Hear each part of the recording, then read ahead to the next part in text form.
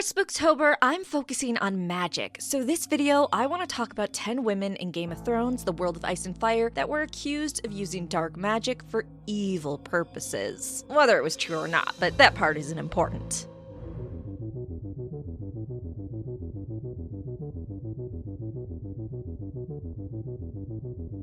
Number 1. The wife of Sir Clarence Crabb. Clarence was a legendary hero of House Crabb of Crackclaw Point. His seat was called the Whispers because when he brought back the heads of his enemies, his witch wife would raise them from the dead so that they could give him counsel. However, they could only speak in whispers, hence the name the Whispers. Did this legendary hero exist, and did his wife really have the power to bring back people from the dead? Doubtful. But according to lore, they had a whole assortment of wizards, pirates, lords, and more in their collection.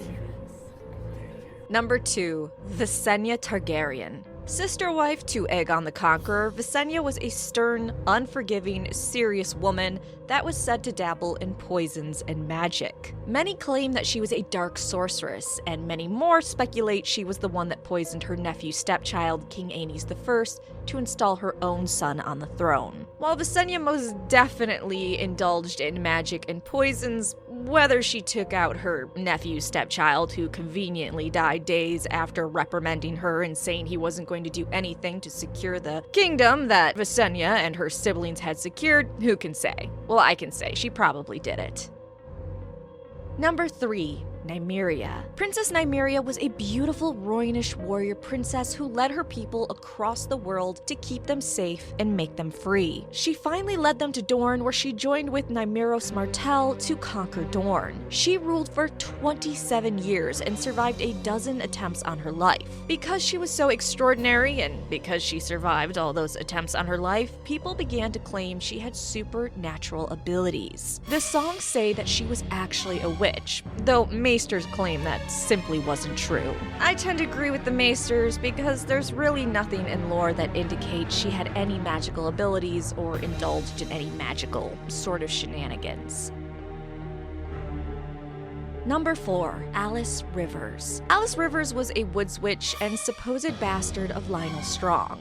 She was also said to have some extraordinary powers. According to Aemon Targaryen, she could see visions in water, flames, and even clouds. According to other sources, she was an enchantress that bathed in the blood of maidens to remain youthful, which by all accounts she looked a lot younger than her age. So was it good genetics or bathing in blood? Who can say? Other rumors say that she used poisons to seduce men. She did have a lot of lovers, but maybe she just had some other qualities that drew them in. Alice would later become a witch queen and may have had the power to kill men with magic. In one example, a Kingsguard once crossed her and called her a milk cow, and those that were in the same room claim that she burst his skull with magic right then and there. Another story is a messenger who claimed that Alice had cursed him that if anyone laughed at his story of her torturing dozens of captives, he would die. They assured him that no one would laugh, but when one person did, the messenger died choking moments later. Some say they saw the imprints of a woman's finger on his throat. This is actually what Archmaester Gyldayn wrote. Was she in truth a witch who lay with demons, bringing forth dead children as payment for the knowledge they gave her? Was she a simple-minded slattern, as Eustace believes? A wanton who used her poisons and potions to bind men to her,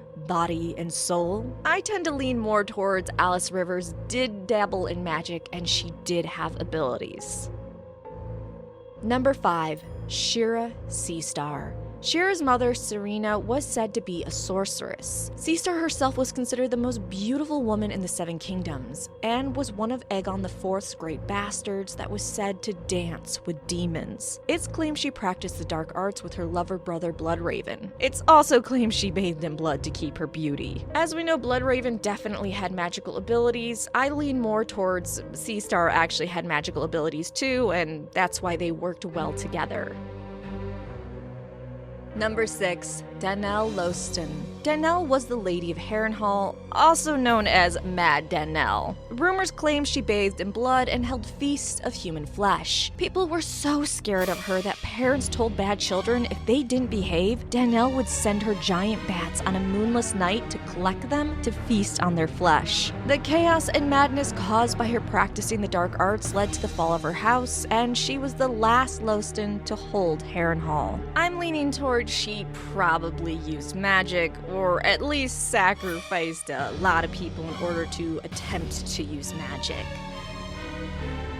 Number 7. Rohan Weber. Rohan got a bad rap because her husbands just kept dying. She became a widow for the first time at the age of 10. Her second husband died shortly after her marriage when she was 13 from a chill. Her third husband choked to death on a chicken bone, and her fourth husband died of the spring sickness. Also, any children she had with them died shortly after birth. So many of her husbands died, she earned the nickname the Red Widow, as people whispered she had poisoned her husbands and sacrificed her children to learn dark arts from the Lord of the Seven Hells. In total, Rohan would have 6 husbands before finally disappearing. With Rohan, I definitely lean towards she actually had no magical abilities, she just got a sequence of bad husbands, or husbands with bad fates.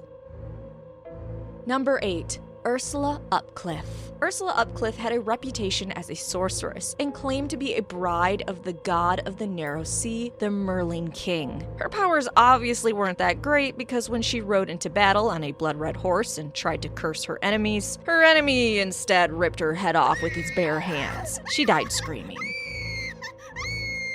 Number 9. Tiana of the Tower. Tiana of the Tower was a beautiful woman from Pentos that was one of Maegor the Cruel's many mistresses and then wife. She was the one responsible for the 9-day torture and killing of King Aenys I's second-born son, Viserys. She was rumored to be a sorceress and most definitely dabbled in poisons, as she was responsible for the poisoning of multiple babies in the womb. When Maegor found out that she had been poisoning his own wives, leading to horrific miscarriages and stillbirths, he cut out her heart and fed it to his dogs. Tiana is another person that I'm leaning towards. Yeah, she definitely practiced magic and was all about those poisons.